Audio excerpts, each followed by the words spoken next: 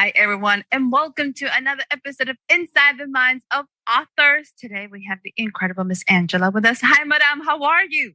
I am so good. How are you? I am so happy to have you. You have me memorized with this reading, and I'm like, oh my God, what's going on? What's wrong with this poor child? So we're going to jump right into the book. Let's get started. Tell us about it. You said this is a fairy tale. Is it a series?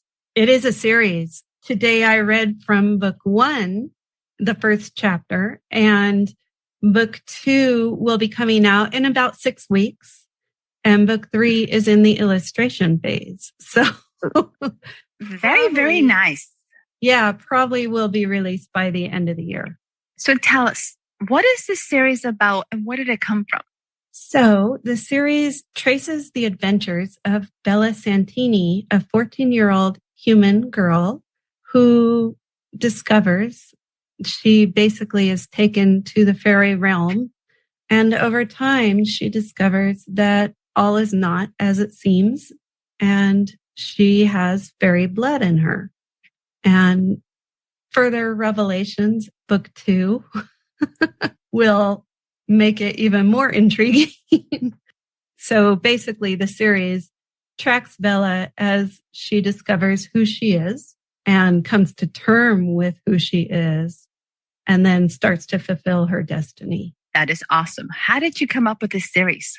You know, I started writing this little fairy tale for my friend's daughter. She was 7 years old at the time. She's 10 now.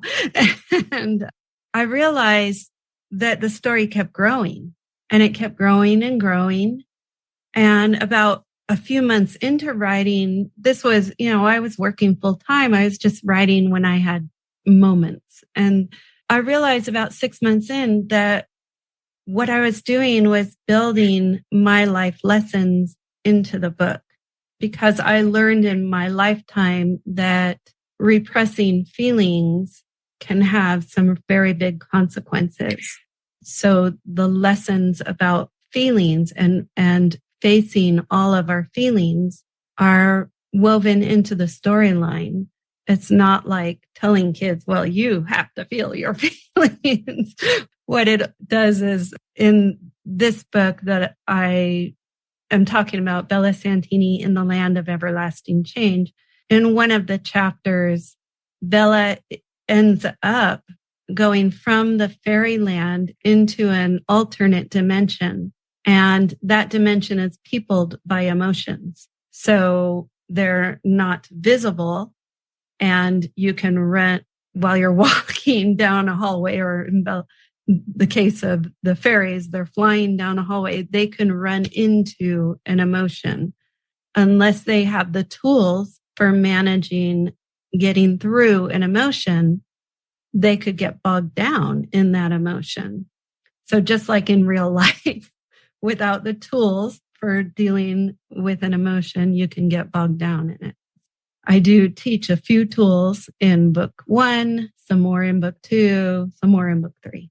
That is such a great way to introduce children to really practical yet really hard lessons without being in their face, like you said, because no child wants to have somebody judging them. They don't want a lesson. They officially feel like this is not school.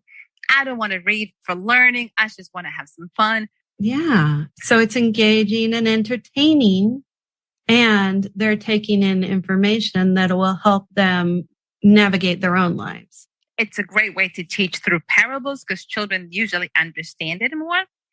When you started writing, when did you realize, okay, I'm making this into a series?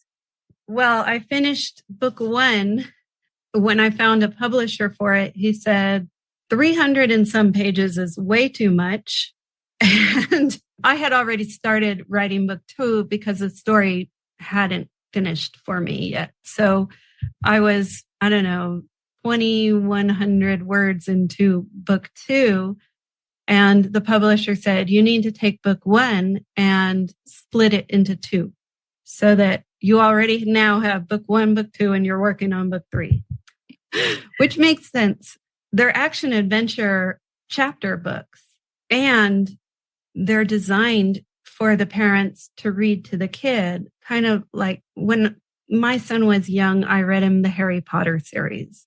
And that was a wonderful thing where we both got into the adventure of it and the magic of it. With my books, even though they're half the size of Harry Potter books, so they're not quite as thick as Harry Potter, they will take the adults and child into the adventure and teach concepts that would benefit both the adult and the child.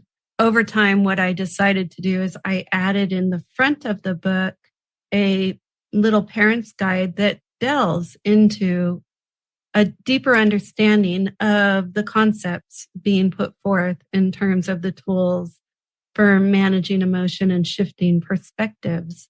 There's a promise from the parent to the child that they will honor the child's emotions and they will honor the child for who they are. And the child makes a promise to the parent that they will honor their own emotions and honor their parents' emotions. We all have moments where we need to just be with our emotion and not have someone telling us, well, just be happy. That is such a great idea, to have an agreement for both inside a book.